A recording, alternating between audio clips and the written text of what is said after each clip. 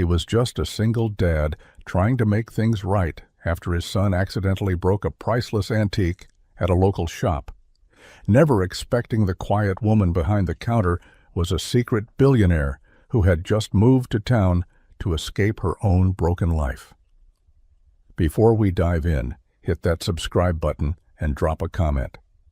Where in the world are you watching from the late afternoon sun slanted through the dusty windows of Liam's workshop, casting long shadows that made the sawdust on the floor look like drifts of gold? He ran a calloused hand over the smooth grain of the rocking chair he was restoring, the wood warm and alive beneath his touch. It was honest work, the kind that left you tired but full, the kind that didn't come with spreadsheets or stock options, just the quiet satisfaction of making something broken whole again. From the corner of the workshop, a small voice piped up bright, with the untamed energy only a 7-year-old could possess. "Dad, can we go now?" Liam looked over at his son Noah, who was perched on a stack of reclaimed lumber, his worn sneakers dangling inches above the floor. He had a smudge of wood stain on his cheek, and his hair was a wild tangle of brown curls that defied every attempt at being tamed. "Almost done, kiddo," Liam said, forcing a smile that didn't quite reach his tired eyes. "Just need to finish this final coat." But his heart wasn't in it. Not today. The letter had arrived that morning, tucked into their rusty mailbox. A crisp white envelope that felt heavier than it should have. It was a final notice from the bank, a polite but firm reminder that the workshop his grandfather had built, his father had run, and he was now struggling to keep afloat, was on the verge of becoming a memory. He hadn't told Noah he wouldn't. He'd spent the last 3 years since his wife passed, building a world for his son made of stability and warmth, a world where grown-up worries weren't allowed to cross the threshold. Noah deserved that. He deserved a childhood that wasn't defined by overdue bills and the quiet ache of what they'd lost. Noah hopped off the woodpile, his sneakers thudding softly on the floorboards. "But you promised we'd go to Mr. Henderson's to pick up that old clock he was saving for us." Liam sighed, rubbing the back of his neck. "Yeah, I did. Okay, you win. Give me 5 minutes to clean up, and we'll go." He watched as Noah's face lit up. A supernova of a smile that could power a small city, and for a moment, the weight in his chest eased just a little. That smile was worth every sleepless night, every splinter, every worry that gnawed at him in the dark as they stepped out into the crisp autumn air.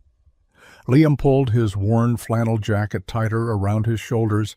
The wind carried the scent of wood smoke and damp leaves, the quiet perfume of their small town nestled in the valley. It was a good place to raise a kid safe, familiar, a world away from the noise and hustle he'd left behind years ago, but safety didn't pay the bills, and familiarity didn't fix a broken business model. He ruffled Noah's hair as they climbed into his old pickup truck, the engine turning over with a familiar groan of protest. "Ready to go treasure hunting?" he asked Noah, beamed always as they drove through the town square past the familiar storefronts and the clock tower that had stood for 100 years.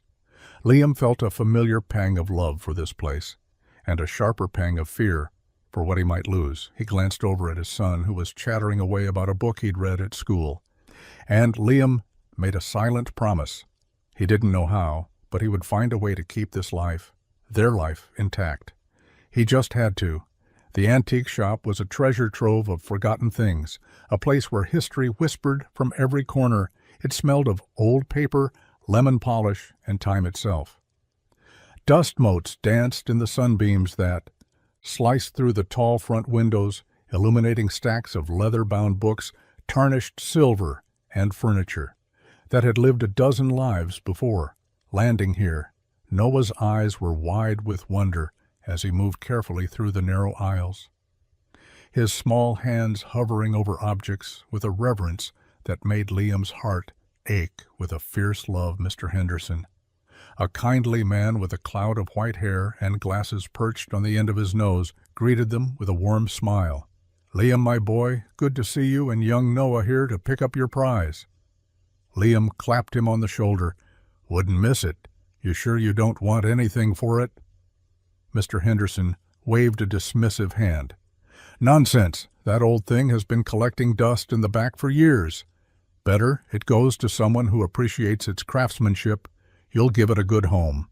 He led them to the back of the shop, where a small grandfather clock stood draped in a white sheet, its face clouded with age, but its bones still strong. Liam ran a hand over the dark wood, feeling the faint carvings beneath his fingertips.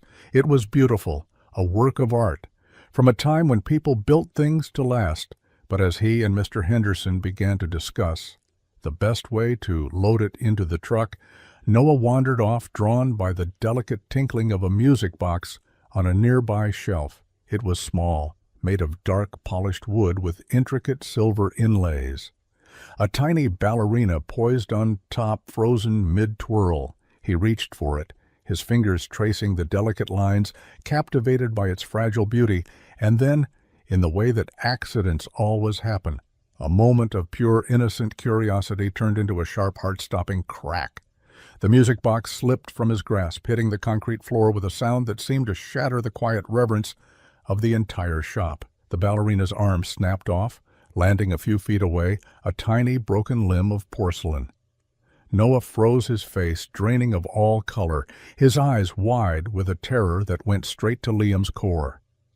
He didn't cry, he just stood there trembling, a silent monument to a mistake he couldn't take back. Liam was by his side in an instant, his own heart pounding in his chest. He knelt down, pulling his son into his arms, ignoring the sharp intake of breath from Mr. Henderson. "It's okay, Noah," he whispered, his voice steady, despite the tremor in his hands. "It's okay, it was an accident." But it wasn't okay.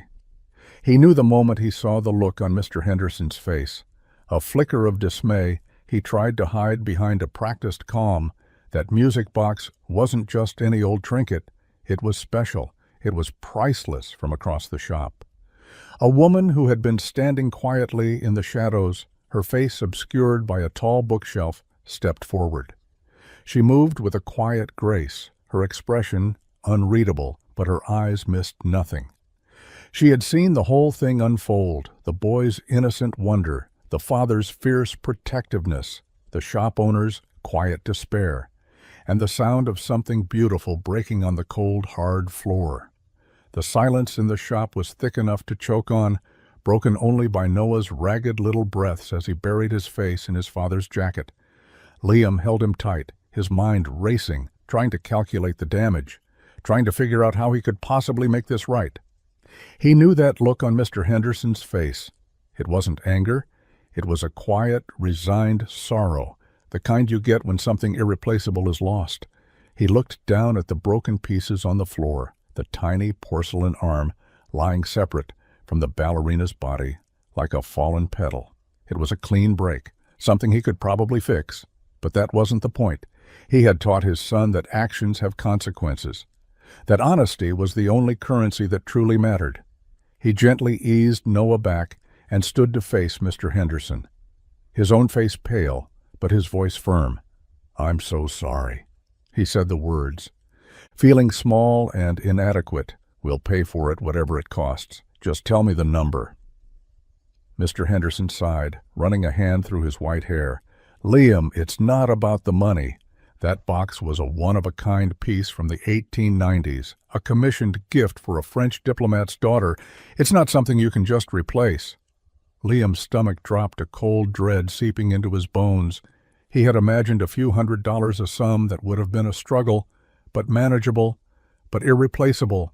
That was a debt he couldn't pay.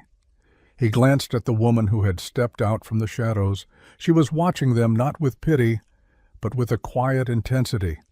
Her posture was poised, her clothes simple but well-made, a dark wool coat and a pair of worn leather boots that suggested she was no stranger to walking on uneven ground. She hadn't said a word, but her presence was a silent witness to the entire scene. Noah tugged on Liam's sleeve, his voice a small whisper. "I didn't mean to, Daddy." Liam squeezed his hand. "I know, buddy, I know." He turned back to Mr. Henderson, his pride warring with his panic. "I'll make it right," he said, his voice raw. "I can pay in installments. I'll work off the debt, whatever it takes. I don't run from my responsibilities or my son's." The woman took a half-step forward, her eyes still fixed on Liam. She saw the desperation he was trying so hard to hide, the fierce dignity of a man willing to shoulder an impossible burden for the sake of his child.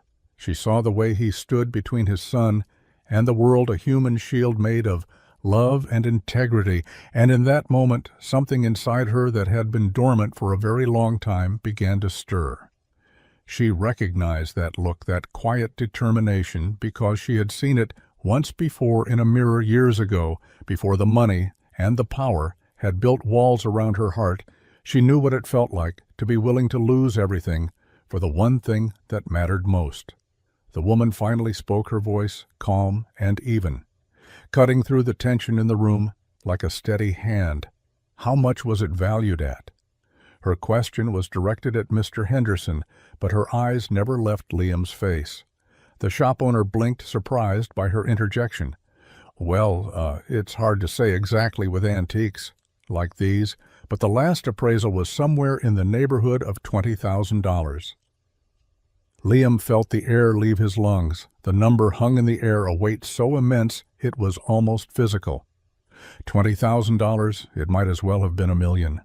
It was more than he made in half a year, more than the value of his truck and all his tools combined. It was a figure that represented not just a debt, but a hole he could never climb out of. He could feel the blood drain from his face, but he kept his shoulders straight, his expression carefully neutral for Noah's sake. He wouldn't crumble, not here, not in front of his son. He opened his mouth to speak, to say something, anything that would convey his intention to honor the debt, even if it took him a lifetime. But the woman spoke again before he could. "That seems a bit steep," she said, her tone measured. She walked over to the broken music box and knelt down, picking up the tiny porcelain arm with a delicate touch. She examined the break, her gaze sharp and analytical. "The mechanism is intact. The damage is isolated to the figure. It's a difficult repair, but not an impossible one." She looked up at Mr. Henderson, her eyes now holding a hint of something he hadn't seen before. "Authority, you and I both know the sentimental value is high, but the material cost of that repair is nowhere near that figure." Mr. Henderson shifted uncomfortably, his face flushing slightly. "Well, yes, but the provenance, the history. The history doesn't change the fact that a clean break in porcelain can be mended." She stood and turned to Liam, her expression softening just enough to be noticeable. "My name is Elena. I'm a specialist in antique restoration. I've been consulting with Mr. Henderson." She held out the tiny porcelain arm to Liam. "I can fix this for you free of charge." Liam stared at her, then at the broken piece in her hand, his mind struggling to process her offer. "Why would you do that?" he asked, his voice laced with a suspicion he couldn't hide. Elena's gaze flickered to Noah, who was watching her with wide, hopeful eyes. "Because," she said quietly, "I believe in second chances, and because I haven't seen that kind of honor in a very long time." She wasn't just talking about the music box. Liam didn't know what to say. He stood there frozen, a whirlwind of relief and confusion, and a deep-seated distrust of kindness that came without a price tag.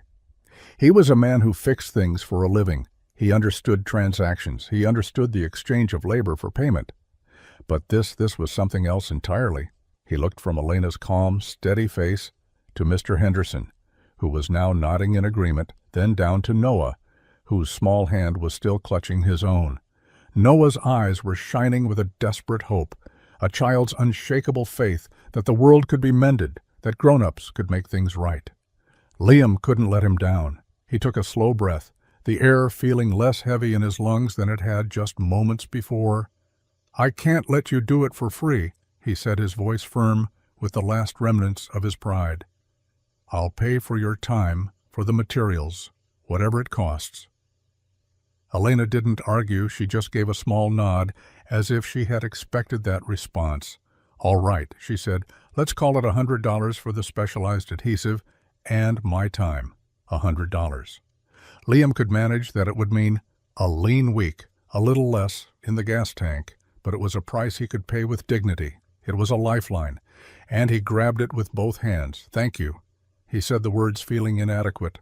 but it was all he had. Elena simply replied, "You're welcome now. Let's get this little dancer back on her feet." She carefully wrapped the broken pieces in a soft cloth and handed them to Liam, along with a small card that had only her name and a phone number, no address, no company logo, just Elena, printed in simple, clean script as they walked out of the shop with the old clock loaded in the back of the truck and the broken music box nestled safely in a box on the front seat. Noah looked up at his dad, his face a mixture of awe and relief. "She's like a magic lady, isn't she?" Liam looked down at the simple card in his hand and then back at the warm glow of the antique shop's windows. "I don't know what she is, kiddo," he murmured, "but she's something all right." He couldn't shake the feeling that his world had just tilted on its axis, and he wasn't sure if it was for better or for worse. Back in the quiet sanctuary of his workshop, the grandfather clock stood in the corner, a silent sentinel of a time long past. Liam ran a hand over its weathered surface, feeling the history in the wood, the nicks and scratches that told a story of 100 years of life. He would restore it, he would bring back its shine, make its heart tick again. It was what he did. He made broken things whole. But the music box was different. It sat on his workbench, the pieces laid out on a soft cloth, like a patient in an operating room. He stared at Elena's card for a long time, his thumb tracing the elegant script. Her offer had been a kindness, a reprieve, but it had also been a mystery. Who was she? Why would a specialist in antique restoration be hiding out in a dusty corner of a small-town shop? Her clothes had been simple, but the quality was undeniable. Her boots were worn, but they were the kind of leather that cost more than his entire wardrobe. Her confidence wasn't arrogance, it was an innate authority, a quiet power that she wore as comfortably as her coat. He'd spent his life around people who worked with their hands, people whose worth was measured in sweat and skill. Elena was different. She was something he couldn't quite place, and that unnerved him. Noah came into the workshop a few hours later, a half-eaten apple in his hand. He walked over to the workbench and peered at the broken ballerina. "Is the magic lady going to fix her?" he asked. Liam nodded. "That's the plan." "Is she your friend?" Liam hesitated. "I don't know, Noah. We just met." But as he said the words, he knew it was more complicated than that. He had seen something in her eyes, a flicker of recognition, a shared understanding of what it meant to protect something precious. He couldn't explain it, but he felt a connection to this stranger, a pull he couldn't ignore. He picked up the phone and dialed the number on the card, his heart pounding with a nervous energy he hadn't felt in years. She answered on the second ring, her voice as calm and steady as it had been in the shop. "Hello? It's Liam," he said, his own voice sounding rougher than he'd like. "The guy from the antique shop with the clumsy kid." He heard a soft chuckle on the other end of the line. "I remember. I was just calling to ask where I should bring the music box," he said, getting straight to the point.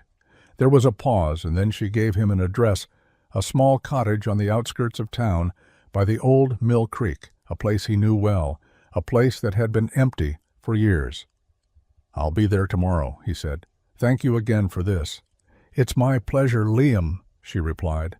"I'm looking forward to it," as he hung up the phone. He couldn't shake the feeling that he was walking into something much bigger than a simple repair. He was stepping into Elena's world, and he had no idea what he would find there.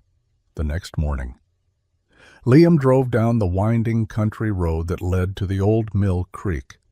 The autumn leaves crunched under his tires, a symphony of red and gold. The air was crisp and clean, and the world felt quiet and still.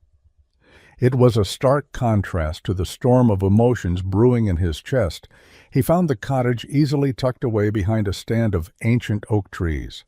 It was small and unassuming, with a stone chimney and a wide front porch that looked out over the creek. Smoke curled from the chimney, a thin white ribbon against the bright blue sky. It looked like a place from a storybook, a place to escape the world, not to work in it. He parked the truck and walked to the front door, the music box held carefully in his hands. He knocked, and the door swung open. Almost immediately, Elena stood there wearing a simple gray sweater and jeans. Her hair was pulled back in a loose ponytail, and she had a smudge of what looked like paint on her cheek. She looked different here, softer, more at ease. "Hi," she said, a genuine smile touching her lips. "Come on in." The inside of the cottage was just as surprising as the outside. It was warm and cozy with a fire crackling in the hearth, and shelves overflowing with books. The air smelled of wood smoke and turpentine, and something vaguely like cinnamon. But what caught Liam's eye was the workshop that took up the entire back half of the room. It was a restorer's dream. Tools of every shape and size were neatly arranged on the walls. Magnifying lamps stood poised over a large workbench, and canvases in various states of repair leaned against the walls. This wasn't a hobby. This was a passion, a profession, a life's work. "Wow," was all he could manage. Elena chuckled. "It's a bit of a mess, but it's my sanctuary."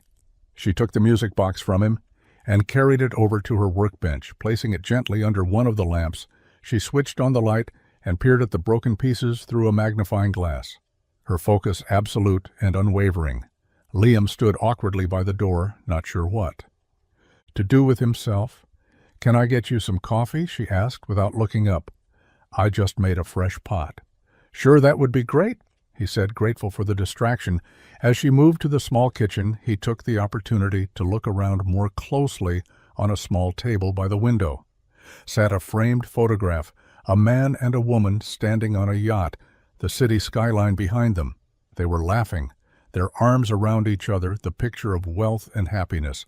But there was a stiffness to their smiles, a polished perfection that felt more like a performance than a genuine moment. He noticed a small detail. The woman in the photo was wearing the same style of watch Elena had been wearing in the shop, a discreet but undeniably expensive timepiece. It was another piece of the puzzle, another hint that the woman making coffee in a rustic cottage was not who she seemed to be. Elena returned with 2 steaming mugs and handed one to him. Their fingers brushed for a fleeting second, and he felt a jolt of warmth that had nothing to do with the coffee. "So," she said, turning her attention back to the music box, "let's see what we're working with." She worked with a focused intensity that Liam deeply respected. Her hands moved with a surgeon's precision, applying a tiny amount of adhesive with the tip of a needle. Then, carefully aligning the broken pieces of the ballerina's arm, she used a set of delicate clamps to hold it in place. Her brow furrowed in concentration. "This will need to set for a few hours," she said, finally looking up at him, "but it should be as good as new." Liam watched her, his admiration growing with every passing moment. He was a craftsman himself. He understood the patience and skill it took to do what she was doing. He also understood that her time was valuable, far more valuable than the $100 he had offered to pay. "You're really good at this," he said, his voice full of genuine awe. She smiled, a rare, unguarded smile that lit up her face. "I've had a lot of practice. My father was a collector. He taught me to appreciate the beauty in things that others might see as broken." Her smile faded slightly as she spoke, a shadow passing over her eyes. Liam sensed a deeper story there, a story of a father and a daughter, and a world of beautiful, broken things. But he didn't press, he just nodded, understanding that some stories were not meant to be shared with strangers. They worked in a comfortable silence for the next hour, Elena meticulously cleaning and polishing the rest of the music box while Liam sat by the fire sipping his coffee and watching her. He felt a strange sense of peace in this small cottage, a feeling of belonging that he hadn't felt since his wife was alive. It was a dangerous feeling, a feeling that made him want to lower his guard, to trust this enigmatic woman who had so unexpectedly entered his life. As the sun began to set, casting long golden shadows across the workshop, Elena finally leaned back from her work, a look of satisfaction on her face. "There," she said, her voice soft. "She's whole again." Liam walked over to the workbench and looked down at the music box. The ballerina stood tall and proud, her arm perfectly mended, the break almost invisible to the naked eye. It was a masterpiece of restoration, a testament to Elena's skill and dedication. "It's perfect," he said, his voice filled with a gratitude that went far beyond the repair of a broken object. "Thank you." Elena met his gaze, her eyes searching his for something he couldn't name. "It was my pleasure," she said truly, as he prepared to leave the cottage and return to his own world of sawdust and debt. He couldn't shake the feeling that he was leaving a part of himself behind. He had come here to fix a problem, but he had found something else entirely. Something that was both beautiful and terrifying, something that he knew would change him forever. Liam drove home under a sky bruised with the colors of sunset, the restored music box sitting safely on the passenger seat beside him. The air in his truck smelled faintly of cinnamon and turpentine, a scent that now felt inextricably linked to Elena and the strange sense of peace he'd found in her cottage. He glanced at the music box, its polished wood gleaming in the fading light. It was more than just a repaired object. It was a symbol of something he hadn't dared to hope for a second chance, a moment of grace in a life that had been defined by loss and struggle. When he got back to the workshop, Noah was waiting for him, his face a mixture of anxiety and excitement. "Did she fix it?" he asked, his voice a hopeful whisper. Liam smiled and carefully lifted the music box from its box. He wound the small key on the bottom, and a delicate melody filled the quiet space, a tune that was both melancholic and sweet. The tiny ballerina began to twirl, her mended arm moving in perfect harmony with the music. Noah's eyes widened with a look of pure magic. He reached out a hesitant finger and gently touched the ballerina's dress. "She's dancing again," he whispered. Liam knelt beside him, his arm around his son's shoulders. "Yeah, she is," he said, his voice thick with an emotion he couldn't name, that night after Noah was asleep. Liam sat at his kitchen table, the music box in front of him. He opened the small drawer at its base and found a folded piece of paper tucked inside. It was a note from Elena, her handwriting, elegant and precise. "I believe everything deserves a chance to be whole again." He read the words over and over again, feeling their weight and their truth. He knew she wasn't just talking about the music box, she was talking about him, about them, about the broken pieces of their lives. He thought about the photograph on her table, the wealthy couple on the yacht, the polished smiles that didn't quite reach their eyes. He thought about her expensive watch and her worn-out boots, the contradictions that made her so intriguing and so dangerous. He was a simple man, a carpenter, with calloused hands and a mountain of debt. She was a woman of mystery, a woman who could mend priceless antiques with a steady hand and an even steadier gaze. They were from two different worlds, and yet he felt a connection to her that he couldn't deny. It was a foolish thought, a dangerous one, but he couldn't shake it. He wanted to see her again. He wanted to know the story behind her sad eyes and her generous heart. He wanted to understand the woman who had brought a little bit of magic back into his life. The next few days passed in a blur of work and worry. Liam threw himself into restoring the grandfather clock, pouring all his energy into the familiar comfort of sanding and staining and polishing. It was a way to keep his hands busy and his mind from wandering to the woman in the cottage by the creek.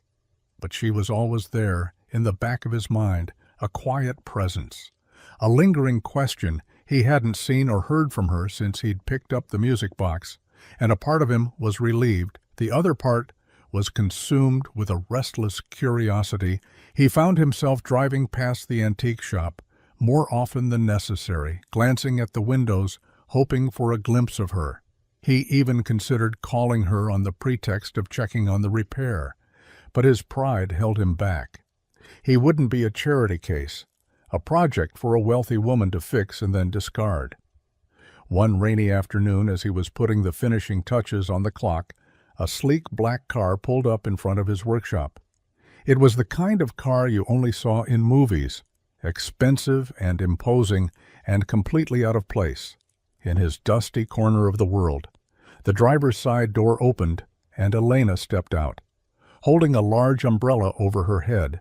She was dressed in a tailored black coat and high-heeled boots, A stark contrast to the casual clothes she had worn at her cottage, she looked like the woman from the photograph, powerful, confident, and completely in control.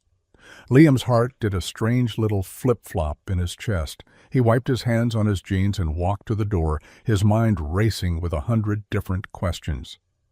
"Elena?" he said, his voice sounding more surprised than he would have liked. "What are you doing here?" She smiled, a polite professional smile that didn't quite reach her eyes. "I was in the neighborhood, and I remembered you were working on Mr. Henderson's clock. I wanted to see how it was coming along." It was a weak excuse, and they both knew it. She could have called, she could have sent a message, but she had come in person, dressed like a woman who was used to getting what she wanted. Liam stepped aside and let her in. The scent of her perfume, a subtle, expensive fragrance, filled the small space. She walked over to the clock. Her heels clicking on the concrete floor, she ran a hand over the polished wood, her expression unreadable. "It's beautiful," she said, her voice soft. "You do incredible work." "It's what I do," he replied, his tone a little defensive. He felt a sudden need to assert his own worth, his own skill, in the face of her obvious wealth and power. They stood in an awkward silence for a moment, the only sound the drumming of the rain on the workshop roof. Then Elena turned to him, her eyes serious. "Liam, I came here for a reason," she said. "I have a proposition for you." Liam's guard went up immediately. "A proposition? What kind of proposition?" "I'm overseeing the restoration of a historic hotel downtown," she explained. "It's a massive project, and I need a master carpenter, someone with your skill and your eye for detail. The pay is excellent, and it would be a long-term contract." It was the opportunity of a lifetime, a way out of the debt that was threatening to swallow him whole. It was everything he had been hoping for, and yet he hesitated. He looked at Elena, her face a mask of professional calm, her eyes revealing nothing.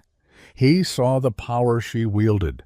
The world she came from, a world of contracts and propositions, a world where everything had a price tag. "Why me?" he asked, his voice low. "There are dozens of carpenters in this town, probably better and cheaper than me." Elena's mask slipped for a fraction of a second, a flicker of something vulnerable in her eyes.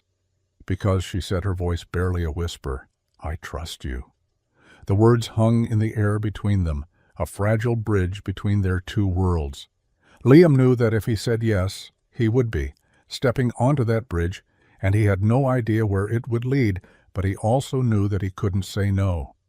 He was a man on the edge of a cliff, and Elena had just thrown him a rope. He had no choice but to grab on and hold on tight. The decision to accept Elena's offer felt like jumping off a cliff without knowing if there was water below. Liam was a man who thrived on certainty, on the tangible reality of wood and tools and the predictable laws of physics, but Elena was a whirlwind of contradictions, a force of nature he couldn't predict or control, and he found himself drawn to her in a way that both thrilled and terrified him. He started work at the hotel the following week. It was a grand old building, a relic of a bygone era of glamour and opulence. The lobby was a cavernous space with marble floors, soaring ceilings, and a sweeping staircase that looked like something out of a fairy tale. The restoration project was massive, a symphony of construction workers, electricians, and artisans, all working in a controlled chaos that Liam found surprisingly familiar. He was given his own corner of the vast space, a makeshift workshop where he could focus on the intricate woodwork that needed to be restored the custom. Moldings, the hand-carved doors, the ornate window frames. It was the kind of work he loved, the kind that required patience and precision, and a deep respect for the history of the wood. Elena was there every day, a constant presence on the bustling job site. She moved through the chaos with a calm authority, her eyes missing nothing. She commanded respect without raising her voice. Her instructions were clear, her expectations high, and she had an uncanny ability to see the potential in things that others had written off as lost causes. Liam watched her from a distance, admiring her intelligence, her passion, her unwavering dedication to the project. He saw the way she inspired the crew, the way she treated everyone. With a quiet respect from the lead architect to the youngest apprentice, and he found himself falling for her a little more each day. They fell into an easy rhythm, their interactions professional, but laced with an undercurrent of something more. She would stop by his workshop to check on his progress. Her questions sharp and insightful, her appreciation for his work genuine. He would show her the details of a repaired carving, the way he had matched the grain of a new piece of wood to the old. And he would see a flicker of something in her eyes, a shared understanding, a mutual respect that went beyond their professional roles. One afternoon, as he was working on a particularly intricate piece of molding, Elena came and sat on a nearby sawhorse. Watching him in silence, the noise of the construction site faded into the background, and for a moment it was just the two of them in their own quiet world. "You love this, don't you?" she said, her voice soft. He didn't look up from his work, but a small smile touched his lips. "Yeah, I do. It's like giving something a second life." "I know what you mean," she said, her voice filled with a quiet wistfulness that caught him off guard. He looked up at her then and saw a sadness in her eyes that he hadn't seen before, a loneliness that her wealth and power couldn't hide. "What about you?" he asked, his voice gentle. "What do you love?" She looked away, her gaze drifting to the far end of the lobby, where a team of workers was carefully restoring a massive mural. "I used to love painting," she said, her voice barely a whisper, "but I haven't picked up a brush in years." The confession hung in the air between them, a fragile admission of a dream that had been lost or abandoned. Liam didn't know what to say. He didn't know the story behind her lost passion, but he knew that he wanted to. He wanted to know everything about this beautiful broken woman who had so unexpectedly stumbled into his life. He wanted to be the one to help her find her way back to the things she loved. He wanted to give her a second chance, just as she had given him one. As the weeks turned into a month, Liam and Elena's connection deepened beyond the confines of the bustling construction site. Their professional relationship began to bleed into their personal lives, a slow and steady current that pulled them closer together. It started with small things, a shared cup of coffee in the morning, a quick lunch at a nearby diner, a lingering conversation at the end of a long day. They talked about everything and nothing, about the history of the hotel, the challenges of the restoration, about Noah's latest school project, and Liam's struggles to keep his own workshop afloat. But they never talked about the one thing that hung in the air between them: Elena's past, her family, her wealth, the world she had so clearly left behind. Liam was patient. He didn't push. He understood that trust was a fragile thing, a seed that needed time and space to grow. He was content to wait, to let her reveal herself to him in her own time. One evening, after a particularly grueling day at the hotel, Elena invited Liam and Noah to her cottage. For dinner, Liam hesitated at first, worried about blurring the lines between their professional and personal lives, but the hopeful look on Noah's face was impossible to resist. The cottage was just as he remembered it, warm and inviting a sanctuary from the outside world. The air was filled with the scent of roasting chicken and freshly baked bread, and a fire crackled merrily in the hearth. Noah was immediately at home, exploring the workshop and chattering away to Elena about his day. She listened with a genuine interest that made Liam's heart ache with a strange mixture of jealousy and gratitude. After dinner, as Noah sat by the fire, engrossed in a book he had found on the shelf, Liam and Elena sat on the porch watching the stars come out. The night was clear and cold, and the sky was a blanket of glittering diamonds. They sat in a comfortable silence for a long time, the only sound, the chirping of crickets and the distant hoot of an owl. "It's beautiful out here," Liam said, his voice soft, so quiet. "It's why I came here," Elena said, her voice barely a whisper, "to find some quiet, to remember what it feels like to just be." Liam looked at her, then her face bathed in the soft glow of the porch light. She looked so vulnerable, so different from the powerful, confident woman he saw at the hotel. He felt a sudden, overwhelming urge to protect her, to shield her from whatever ghosts she was running from. "You can tell me you know," he said, his voice gentle. "Whatever it is you're running from, you don't have to run alone." Elena looked at him, her eyes shining with unshed tears. "I know," she said, her voice thick with emotion. "That's what scares me." She didn't elaborate, but Liam understood she was afraid to trust, afraid to let him in, afraid of being hurt again. He didn't have the words to reassure her, to promise her that he would be different. But he knew in that moment that he would do everything in his power to prove it to her.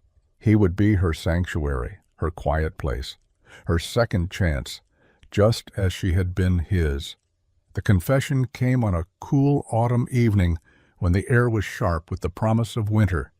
They were sitting on the porch of Elena's cottage, a blanket wrapped around their shoulders, sharing a bottle of wine, and watching the fireflies dance in the twilight. The day had been long and exhausting.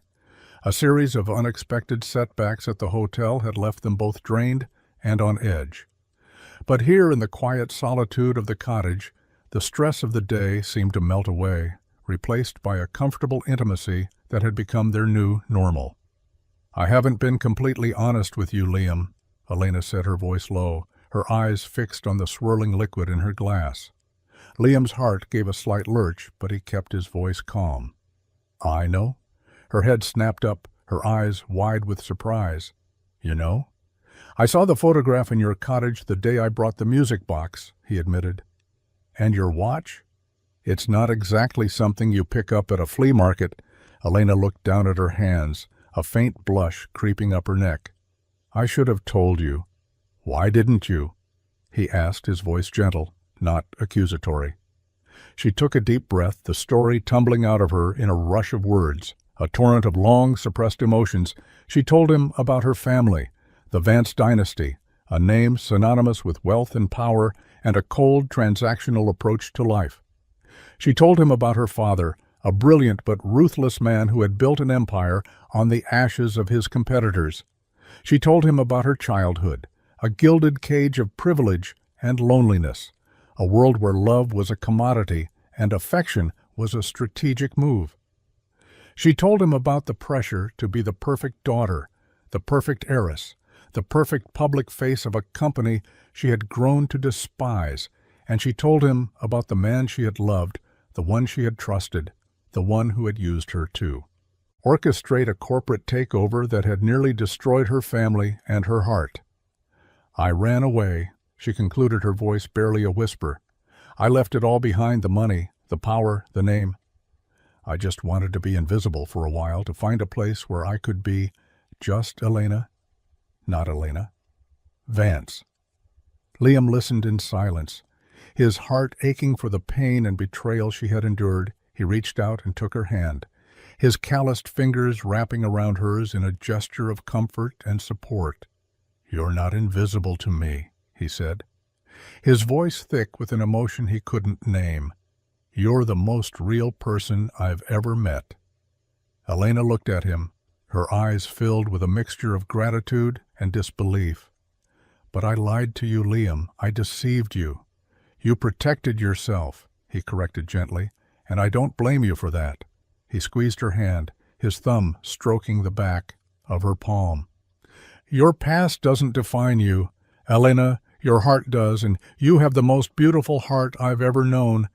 Tears streamed down her face. Then, not tears of sadness, but of relief, of release, of the overwhelming joy of being seen and accepted for who she was, not for what she had. Liam pulled her into his arms, holding her tight as she sobbed against his chest. He didn't say anything more. He didn't need to. His actions spoke louder than words, his presence, a silent promise that she was safe, that she was home, that she would never have to run alone again. The revelation of Elena's past changed everything, and nothing between them. The mystery was gone, but the connection remained stronger and more profound than before. They were no longer two strangers from different worlds, but two souls who had found a common ground in their shared experiences of loss and resilience. Their love story unfolded slowly and naturally, a quiet symphony of small moments and unspoken understandings.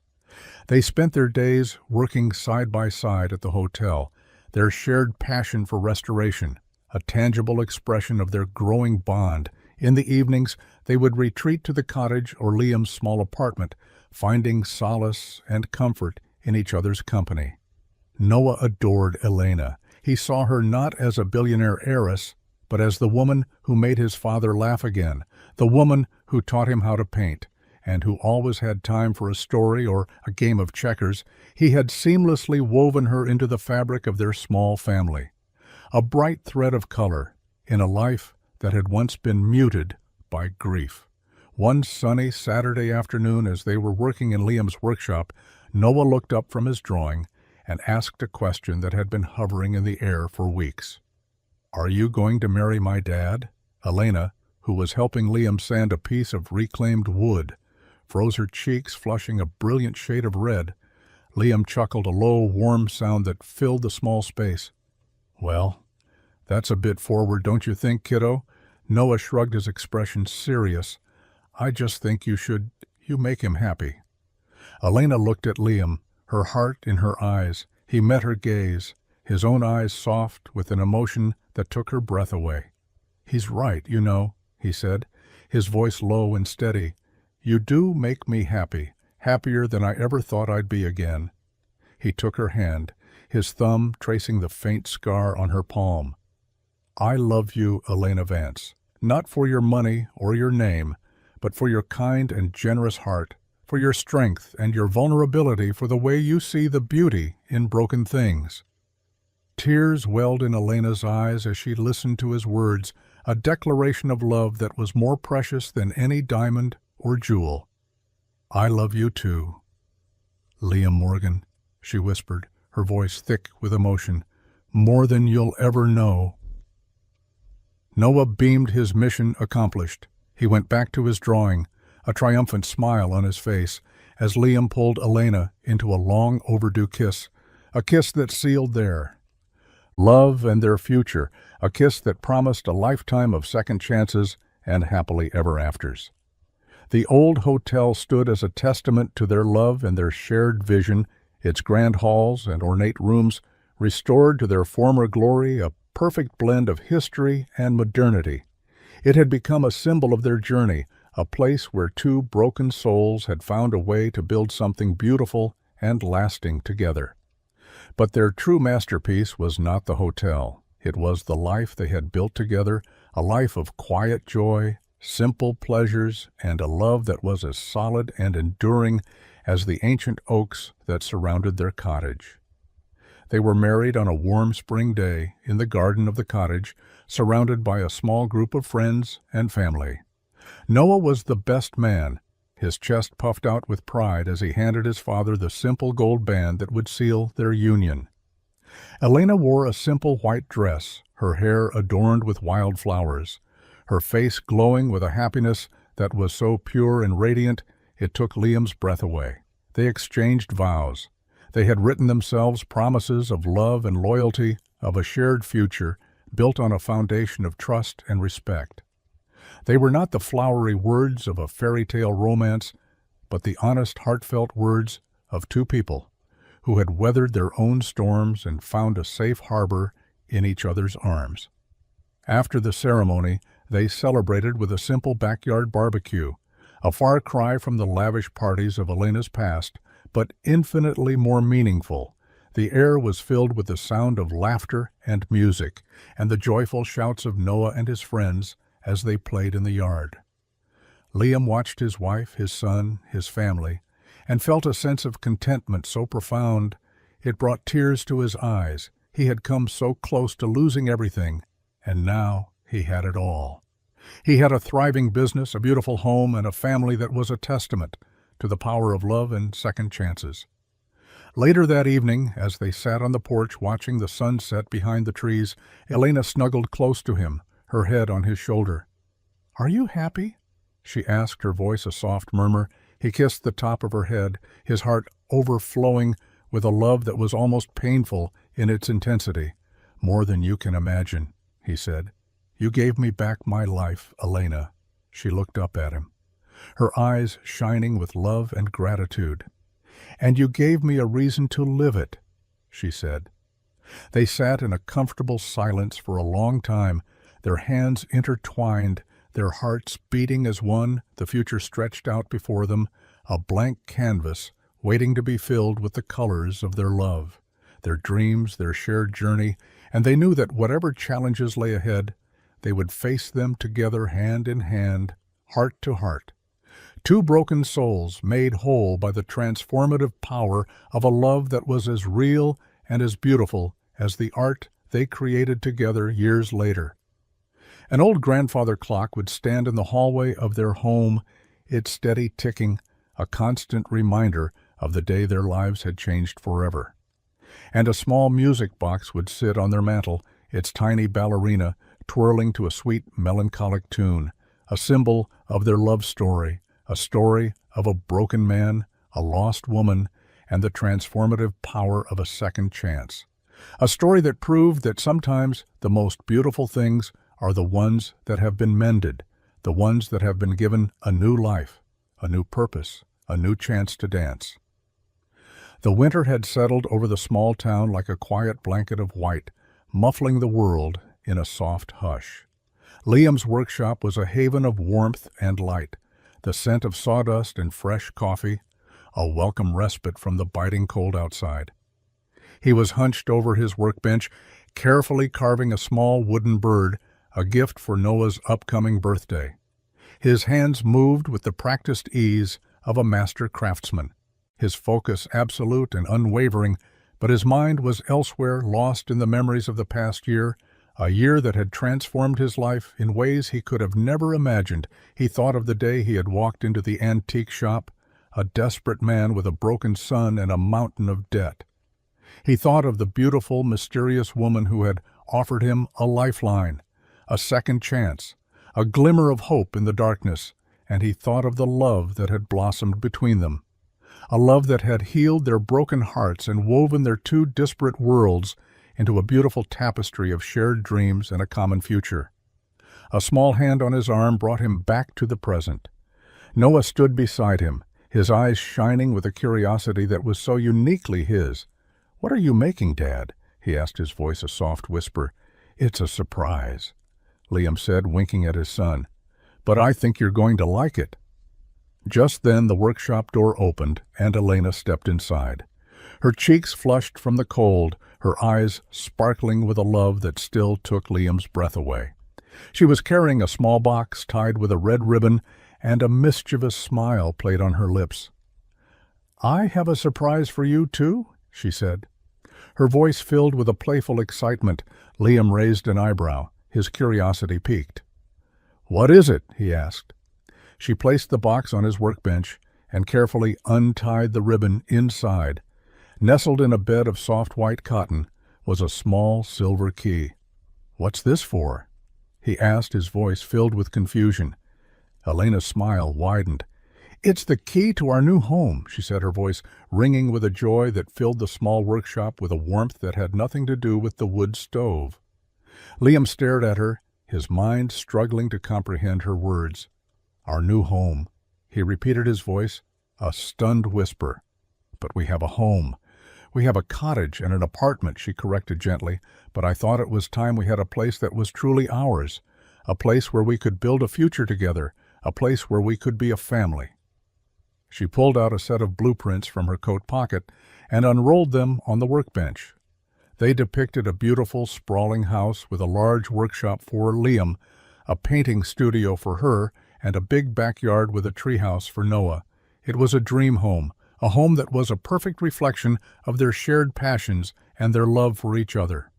Liam looked at the blueprints, then at Elena, his heart overflowing with a love and gratitude that was almost overwhelming. "I don't know what to say," he said, his voice thick with emotion. "Say yes," she said, her eyes shining with hope and love. "Say you'll build this life with me. Liam, say you'll be my partner, my love, my family forever." Liam didn't hesitate. He pulled her into his arms and kissed her with all the passion and love that had been building inside him for the past year. A kiss that was a promise, a commitment, a celebration of the beautiful, improbable love that had brought them together and made them whole again. Their new home was built on a plot of land overlooking the creek, a stone's throw from the cottage where their love story had begun. It was a labor of love, a project they had undertaken together, every nail, every board, every brushstroke, a testament to their shared vision and their unwavering commitment to each other. Liam's workshop was a masterpiece, a craftsman's dream come true, with soaring ceilings, natural light, and every tool a man could ever want. Elena's studio was a sanctuary of creativity, a space filled with canvases and paints and the vibrant colors of her imagination. And Noah's treehouse was a magical kingdom in the sky, a place where he could dream and play and be a kid for as long as he wanted. Their life was a beautiful symphony of love and laughter and the quiet joy of a family that had found its way back to each other. They were a testament to the power of second chances, a reminder that even the most broken things can be mended, that even the most disparate worlds can be woven together into a beautiful and enduring tapestry of love, and that sometimes the greatest treasures are not the ones we find in antique shops, but the ones we find in the hearts of those we love. The grandfather clock that had brought them together now stood in the entryway of their new home, its steady ticking, a constant reminder of the preciousness of time and the beauty of a love that had been given a second chance to bloom, and every now and then on a quiet evening, Liam would wind the small key of the music box and he and Elena would dance to its sweet, melancholic tune, a dance of love and gratitude, a dance of two souls who had found their way home in each other's arms. The first snow of the season was falling in thick, fat flakes, dusting the world in a pristine coat of white. Liam stood at the window of their new home, a mug of hot coffee warming his hands, watching as Elena and Noah built a snowman in the backyard. Their laughter echoed through the quiet winter air, a joyful melody that filled his heart with a warmth that defied the cold. Outside, he smiled to himself, a deep sense of contentment settling over him like a comfortable old blanket. He had everything he had ever wanted, a home, a family, a love that was as real and as solid as the ground beneath his feet. He thought back to the man he had been a year ago, a man drowning in debt and despair, a man who had forgotten how to hope. He thought of the desperate prayer he had whispered into the darkness, a plea for a second chance, a way out of the hole he had dug for himself. And he marveled at the way his prayer had been answered in the most unexpected and beautiful way imaginable. He had been given more than a second chance. He had been given a new life, a new beginning, a love that was a gift from a universe he had long since stopped believing in. Elena came in from the cold, her cheeks rosy, her eyes sparkling with joy. She wrapped her arms around him from behind and rested her chin on his shoulder. "What are you thinking about?" she asked, her voice a soft murmur. "I was just thinking about how lucky I am," he said. Turning to face her, he kissed her gently, a kiss that was filled with all the love and gratitude that he couldn't put into words. "You saved me, Elena," he said, his voice thick with emotion. She smiled, her eyes shining with tears. "We saved each other," she said. They stood there for a long moment, wrapped in each other's arms, the snow falling softly outside the fire, crackling in the hearth. The world a perfect picture of peace and love and happily ever after. And in the distance, the grandfather clock chimed the hour, its steady rhythm, a comforting reminder that their love story was just beginning and that they had a lifetime of beautiful moments to look forward to. Together, they were a family, a team, a force of nature, a testament to the fact that love could conquer all, that it could heal all wounds, that it could bridge any divide, and that it could turn even the most broken of lives into a masterpiece of beauty and joy. The legacy of their love would live on for generations to come. A story whispered from parent to child, a tale of a humble carpenter, a lost heiress, and a love that was as timeless and as enduring as the ancient clock that had brought them together. It was a story of hope and redemption, a story that proved that no matter how dark the night, the sun will always rise again, and that love in its purest and most selfless form is the greatest treasure of all. The story of Liam and Elena was more than just a love story. It was a modern-day fairy tale, a testament to the enduring power of the human spirit to overcome adversity and find happiness in the most unexpected of places. It was a story that would be told and retold for years to come, a source of inspiration and hope for all who heard it. It began with a broken music box and a chance encounter in a dusty antique shop, but it evolved into a beautiful tapestry of love, trust, and second chances. Liam, the humble carpenter with a heart of gold and a mountain of debt, had found his salvation in Elena, the billionaire heiress who had lost her way in a world of wealth and power.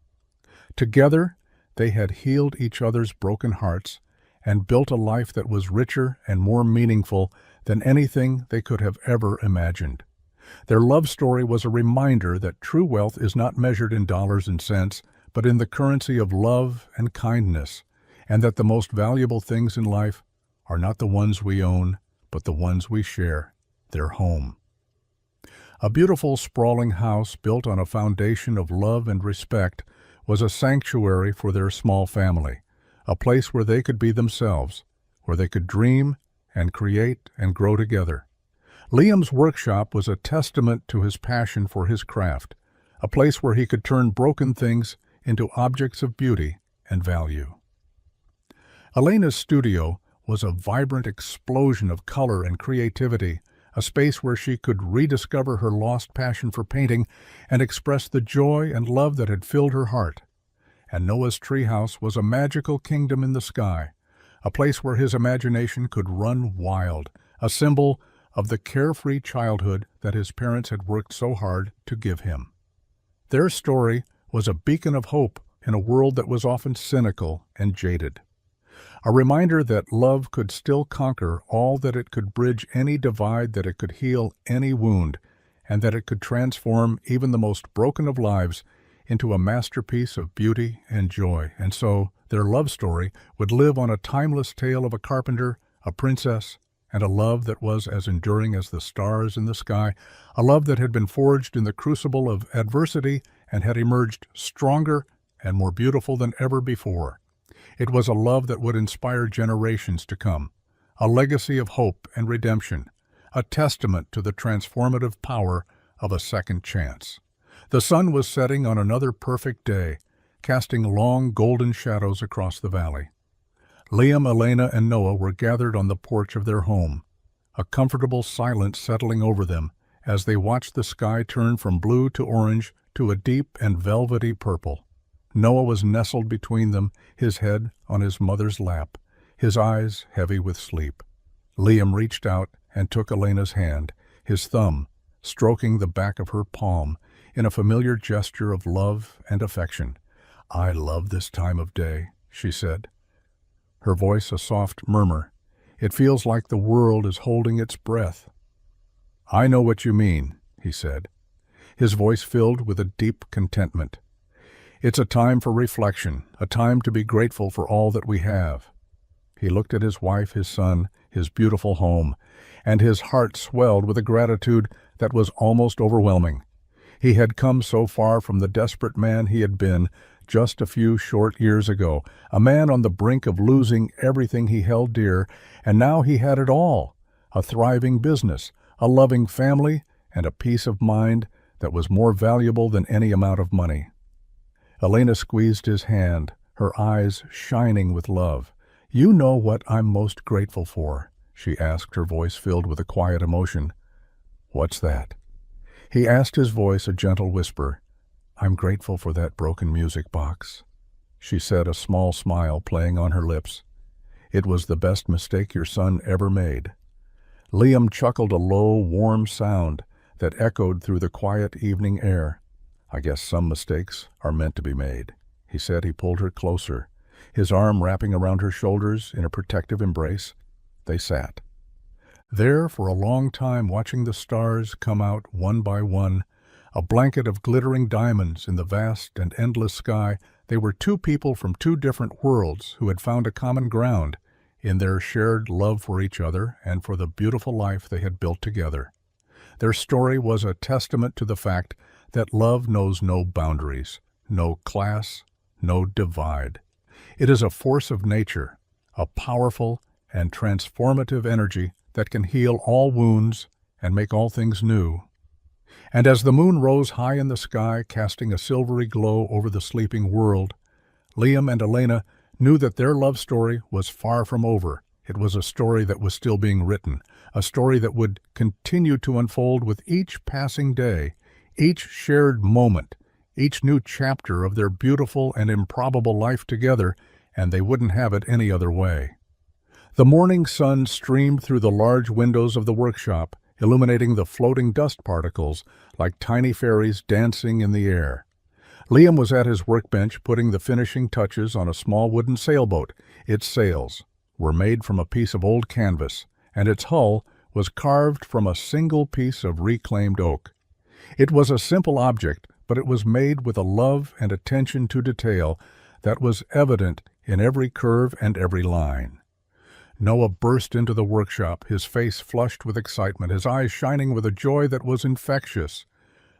"Dad, look what Elena made me," he said, holding up a small painting. It was a beautiful watercolor of the sailboat. Liam was working on its sails, billowing in the wind as it sailed across a sea of brilliant blue. "It's amazing, kiddo," Liam said, his voice filled with a genuine admiration for his wife's talent. "She's a pretty special lady, isn't she?" Noah nodded enthusiastically. "She's the best," he said, "and she said she's going to teach me how to paint so I can make my own masterpieces." Liam smiled, his heart swelling with a love for his small family that was almost painful in its intensity. He had never imagined a life this full, this rich, this beautiful. He had been so lost for so long, and now he had found his way home. Elena came into the workshop then, a smudge of blue paint on her nose and a smile on her face that could light up the darkest of rooms. "I see you've seen my latest work," she said, her voice filled with a playful pride. Liam walked over to her and wrapped his arms around her waist, pulling her close.